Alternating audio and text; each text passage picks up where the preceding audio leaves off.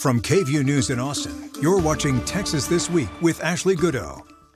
Thank you for watching Texas This Week.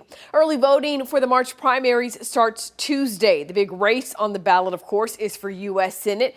On the Republican ticket, U.S. Senator John Cornyn drew two primary challengers, Houston area Congressman Wesley Hunt and Texas Attorney General Ken Paxton. Congressman Hunt says it is time for the next generation of Texas Republicans to take the reins. We sat down to talk about his campaign.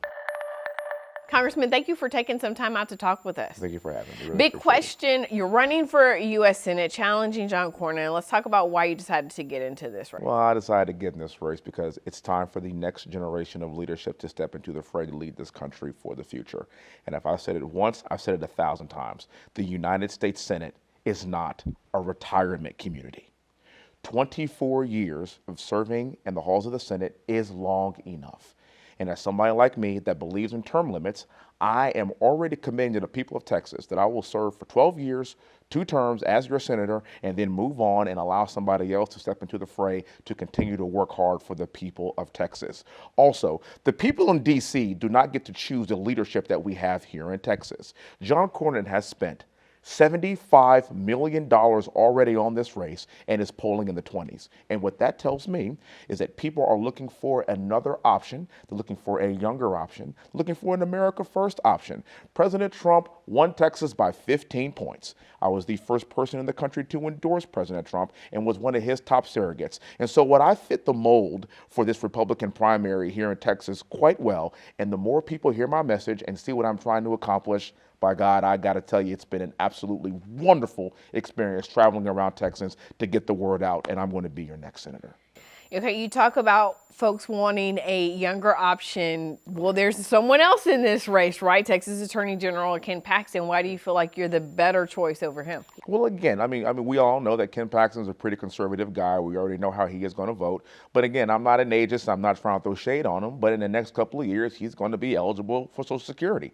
And then this is a 6-year term, and we're going to be having the exact same conversation again.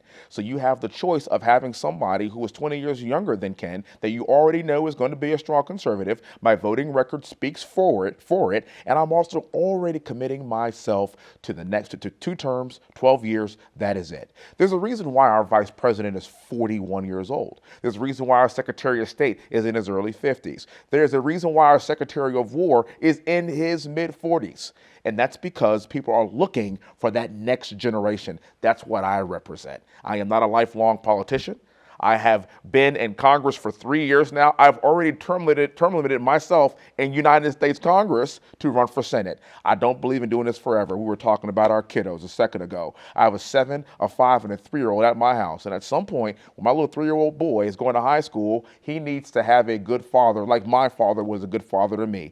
I've served this country in combat. I'm a West Point graduate. I flew 55 combat air missions in Baghdad. This is continued service, but at some point, it's time for me to go back home and raise my family. Let's talk about your platform. Talk to us about the biggest change you want to see in terms of the biggest action you would take if you're elected. I have the honor of representing the entire energy corridor in Houston, Texas. And so the energy corridor is the heartbeat of the United States, a heartbeat of the world. Houston is known as the energy capital of the world. And if the entire energy corridor is in my district, it makes me the energy congressman of the world. What I want to do is take that platform and do it for the entire state. Joe Manchin was the United States senator at the time that was kind of the energy guy. He is no longer serving in the halls of the Senate, and nobody has filled that role. And the fact that we have the Permian Basin right here, Eagle Ford Shale, God gave us all of these resources, and we can do it cleaner, better, and safer than anybody else in the entire world. We've got to lead from the front when it comes to energy and oil and gas policies. We've got to reduce regulation. And also, we have to be net exporters and have energy dominance, because we cannot relinquish our power to Venezuela, Iran, and other rogue nations. You know, right now, in Congress, the House, Republicans have a very slim majority, right? And you've heard the message from Speaker Johnson. He needs everybody there every day. And you're here with us in Austin, right? And this is something that Senator Cornyn has launched sort of a campaign against you. There's a new website. I'm sure you've seen it. I haven't. Okay. Well, you know of it, surely. You at least know what's being thrown at you. Of the website, but I've seen some of the ads. Okay. He is running in Houston, so I'm aware of what he's okay. doing. I've not seen the website. Okay. So talk to us about your decision, your reaction to that, to your decision to be out here with such a slim majority in Congress right now. I've been traveling all over Texas, and I have answered hundreds of questions of people here in Texas, just everyday Texans. Do you know how many times I've been asked this question? I don't. 0. The people of Texas want strong conservative leadership, and they know why I am missing votes right now, and I have been in coordination with leadership. If they need me for a very serious vote, I'll be there. People don't care about the votes that you've missed. They care about the votes that you have taken. And in my opinion, John Cornyn should have probably missed a few more votes, especially when it came to gun control legislation. You've been in the U.S. Senate now since 2002. Why run for another term? Well, one of the good things is after you've been doing it a while, you learn a few things and hopefully become better at the job. And I'm proud to represent 32 million Texans in the Senate. And when people, like the governor, need things like $11 billion in reimbursement or the money that taxpayers in Texas spent during the Biden border crisis, he calls me, because he knows I can get the job done working with the Texas delegation. So you get a little bit better at the job. I still enjoy it, and it's an important time for our country, and there are important battles to be fought, and I still enjoy fighting them. I want to talk about some of the criticism that your challengers have launched against you. You have Congressman Wesley Hunt, who says, and his words not mine, you're too old for the job. Okay. What do you say to that? You're talking about Mr. No-Show, who doesn't show up to vote? What I've told Congressman Hunt is I work with a guy who's approaching 80 years old, who works at 1600 Pennsylvania Avenue. He seems to be doing pretty well, and I am too. So fortunately, I'm healthy. I think I've gotten better at the job. I think I'm more effective representing my Texans than I was when I started. And I guess he's got to say something, but I think it's going to be up to the voters to evaluate. But I know I'm up for the job. I feel good, and we'll see what the voters say. But this sort of idea that, what else is he going to say? This is a guy who doesn't show up for work about 20% of the time. And obviously he's very ambitious, which is fine. I understand that. But he's got to say something.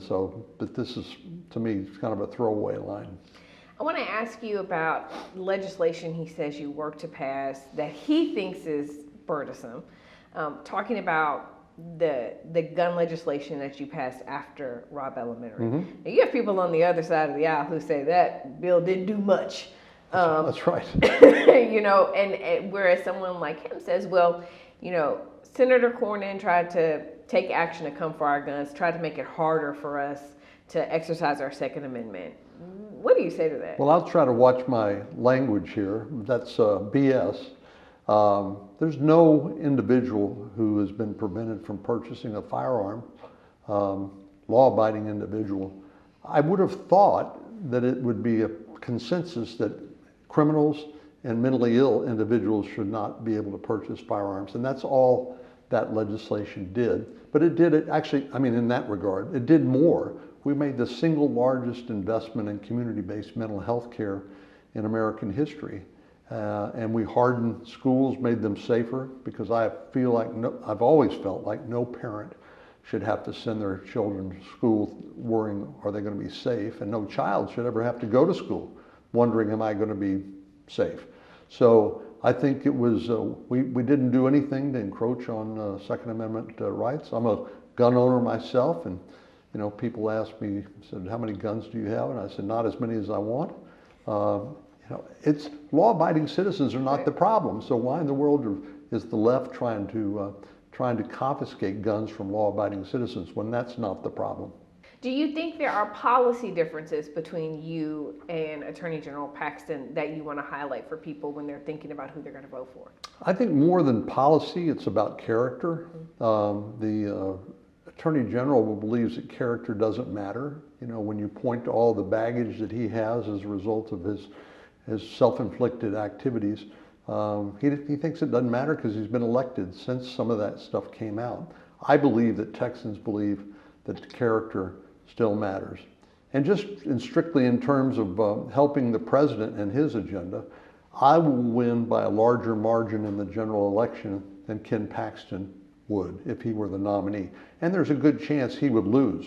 And I've spent the last decades building the Republican Party in Texas, and I don't want to see one person, one corrupt individual, because of their self-inflicted baggage, tear down the Republican Party or make it harder for President Trump to pursue his legislative agenda in the second half of his second term of office.